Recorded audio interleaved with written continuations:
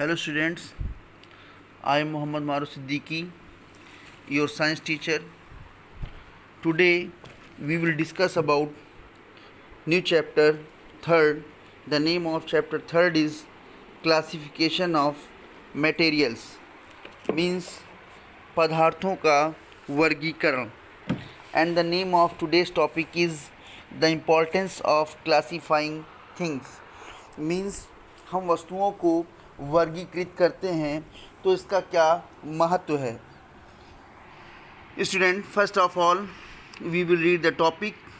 Please listen carefully. Suppose you have some coins and you have to find out how much money you have or the total value of the coins. If you group the coins into 1 rupee, 2 rupee and 5 rupee coins, it will make your job easier. When you group coins this way, you classify them on the basis of their value. Grouping similar things together is called classification. It is a definition of classification. By classifying things, you also keep the similar things apart. The importance of classifying things, you can understand the importance of classification with the help of simple examples. The things in your house are the most common example. You classify or group them. While arranging them, you keep the utensils in the kitchen, the books in the study and the beds in the bedrooms. You would be very irritated if you found your shoes on the dining table and the utensils in the drawing room. The librarian of your school immediately finds the book you ask for because the books are properly classified. The books on each subject are grouped together and then within each group they are arranged in alphabetical order of the author's surname. Example, Atkins, Bahel, Chatterjee and Das, etc.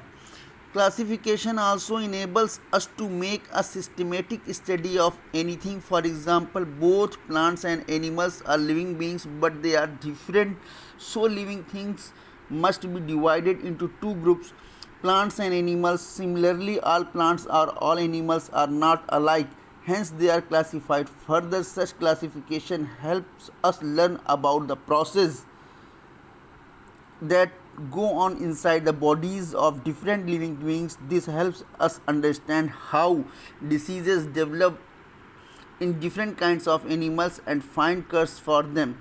The diseases of human beings and the cures for them are different from those of other animals, and so are the doctors.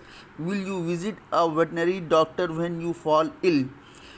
Similarly, the classification of plants makes it possible to them systematically, and by systematically studying them we have learned how to grow more food. Classification helps in another way too. If you know about one member of a group, you get a general idea about all members of the group. This is how doctors can treat patients without having to study each patient individually. Thus, classification is necessary in order to have a systematic knowledge of things, have a general idea about all the members of a group, and know how the members of a group differ from those of other groups. Students, grouping similar things together is called classification.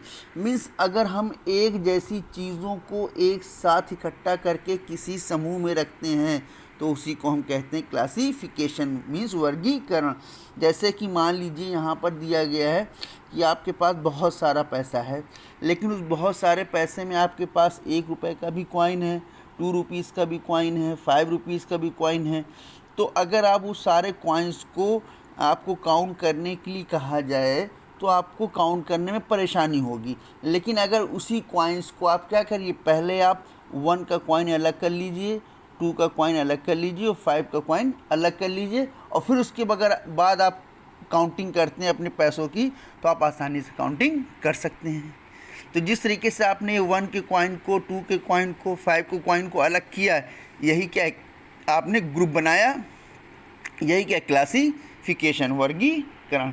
और बाकी जो इसका importance है, ये आप जब virtual online class चलेगी तो उसमें जब आप लोग पूछिएगा, जो पॉइंट आप लोग को क्लियर करना हो बताइएगा, हम क्लियर करा देंगे. Okay, thank you.